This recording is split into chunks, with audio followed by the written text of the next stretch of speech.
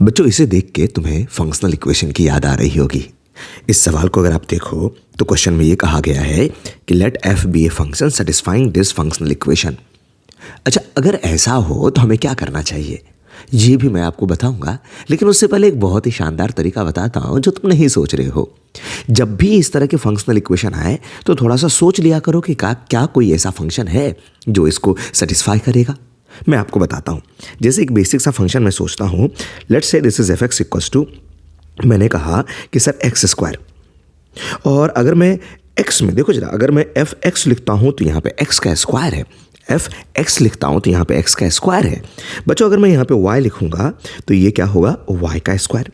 इसी तरीके से अगर मैं आपसे ये कहूं कि अगर मैं यहाँ पे एक्स वाई अपॉन वाई लिखता हूं तो ये क्या होगा, एक्स अपॉन वाई का होल स्क्वायर। बच्चों, अगर मैं इसको अलग अलग कर लूँ, x square upon y square, तो बताओ क्या ख्याल है, एक्स स्क्वायर कौन है, एफ एक्स है, और वाई स्क्वायर कौन है, एफ ऑफ वाई है। तो क्या ये कंडीशन सेटिस्फाई कर गया, f x upon y equals to f x upon f y. इसका मतलब ये है कि फंक्शन हमारा एक्स स्क्वायर रहा होगा।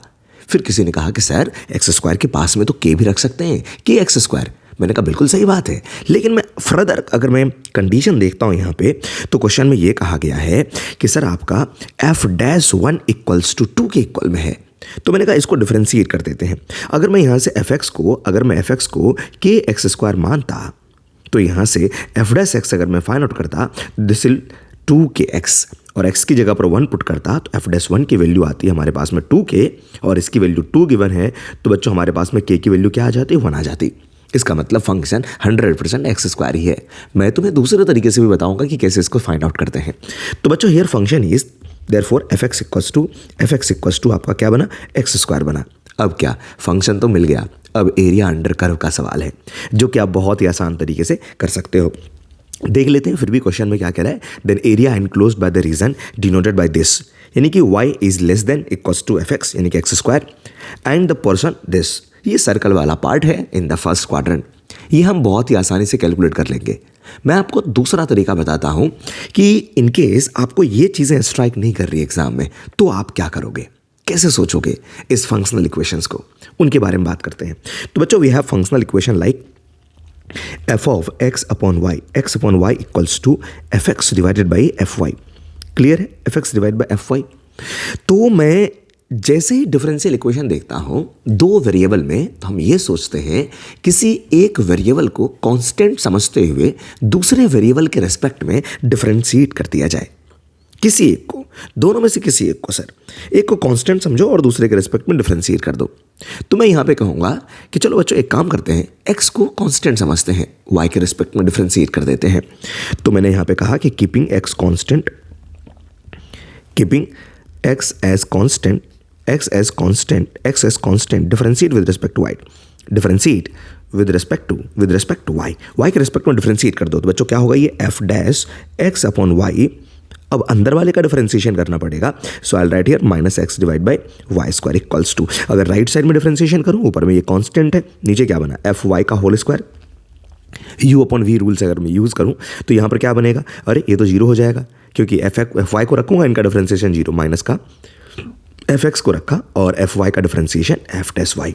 अब क्या करें, मैं आपको ये भी बताया था कि आप जैसे ही ये लिख रहे हो, इसके बाद क्या करो, जो आप वेरिएबल रख रहे हो अब उनमें आप कांस्टेंट पुट कर दिया करो, कोई भी कांस्टेंट। हाँ, लेकिन ये ध्यान रहे कि एक एफ डैश के इनसाइड में कांस्टेंट आए और दूसरे एफ डैश में आपका वेरिएबल बना रहे। तो मैं यहाँ पे क्या करने वाला हूँ, y को 1 पुट करने वाला हूँ। मैंने कहा पुट y इक्वल्स टू 1। बच्चों जैसे ही y को मैं 1 पुट करूँगा, देखो क्या बना, एफ डैश एक्स, और ये बना माइनस एक्स इक्वल्स टू, यहाँ पर बना माइनस ऑफ एफ एक्स और एफ डैश वन, और नीचे बना एफ वन का होल स्क्वायर, फिर बात आती है एफ डैश वन, ये तो मालूम है मैं 2 के इक्वल में है, ये तो हमें मालूम है कि sir this is equal to 2, और F1 कहाँ से मिलेगा। तो F1 के लिए बच्चों इस चीज़ को हम लोग यूज़ करते हैं, x और y दोनों की जगह पर 1 पुट कर दो, x और y दोनों की जगह पर 1 पुट अगर कर दिया जाए तो क्या बनेगा बताओ जरा। ये बन गया f of 1 equals f of 1 divided by f of 1। तो क्या हम यहाँ से कह सकते हैं f ऑफ 1 का whole square minus f of 1 equals to 0।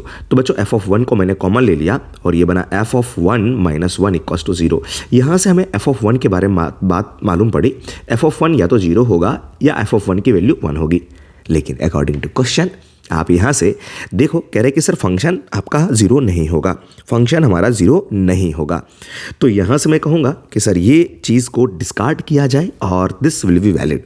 F of 1 की वैल्यू 1 आ गई, तो एफ ऑफ 1 की जगह पर मैं 1 रखूँगा।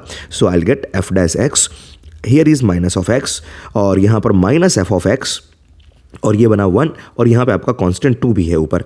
तो माइनस से माइनस दोनों साइड से कैंसिल आउट, ये माइनस और ये माइनस गया। बच्चों क्या बना, अरे ये तो फंक्शनल इक्वेशन बन गया। आप यहाँ से कह सकते हैं कि f dash x divided by f x is equals to sir 2 divide by x यहाँ पे, और दोनों साइड में इंटीग्रेट कर देते हैं। दोनों साइड में इंटीग्रेट अगर करोगे तो राइट वाले पार्ट का इंटीग्रेशन आपको मालूम है, दिस इज 2 ln x और प्लस का ln कांस्टेंट में ln ले लेता हूँ। और राइट साइड में, अरे लेफ्ट साइड में फंक्शन, ऊपर में इसका क्या है डिफरेंशिएशन, तो क्या इनका आंसर कितना ln f x। तो ये बच्चों बना हमारा ln f x। क्या देखो दोनों को कंबाइन कर दिया जाए यहाँ से, तो ln f x equals to ये बना हमारे पास में ln 2 को इसके ऊपर भेजा तो ये बना x स्क्वायर। और फिर एक बार और लिख लेते हैं, सर क्या दिक्कत है। अब बताओ, लॉग की प्रॉपर्टी से log m plus log n की प्रॉपर्टी से लॉग m इंटू n, तो this will be ln c x square and here is ln f x। तो बच्चों हमारे पास में f x की वैल्यू आ गई हमारे पास में, this is c x square. बात आती है c कैसे फाइंड आउट करें। हमारे पास में डेरिवेटिव गिवन है सर, तो डेरिवेटिव को यूज़ करके हम लोग लिख लेते हैं, या f1 की वैल्यू 1 है तो x की जगह पर 1 पुट कर लो। f ऑफ 1 की वैल्यू 1 है हमारे पास में, तो c की वैल्यू कितनी आ जाएगी, तो the value of c is 1, hence function is f of x equals to x square. तो बच्चों बताओ कौन सा आसान मेथड था। ऊपर वाला बहुत ज़्यादा आसान था, बट वो ऑब्जर्व होना चाहिए। अगर नहीं हो रहा है तो कुछ इस तरह से सॉल्व करेंगे। अब क्या, अब हम एरिया अंडर कर्व के बारे में बात करेंगे। तो एक कर्व हमारे पास में था circle, so let's say this is our beautiful circle, और इसकी रेडियस किसके इक्वल था, √2 के इक्वल में। तो मैं यहाँ से रेडियस √2 कंसिडर करूँगा। ये रहा, ये ओरिजिन और ये आपका √2, रेडियस √2 था इसका। और दूसरा कर्व हमारे पास में एक्स स्क्वायर है। एक्स स्क्वायर का ग्राफ अगर ड्रॉ किया जाए तो यहाँ पे हाइट इसकी 1, 0 पर इसकी हाइट तो 0 हो जाएगी, और ग्राफ इज लाइक दिस।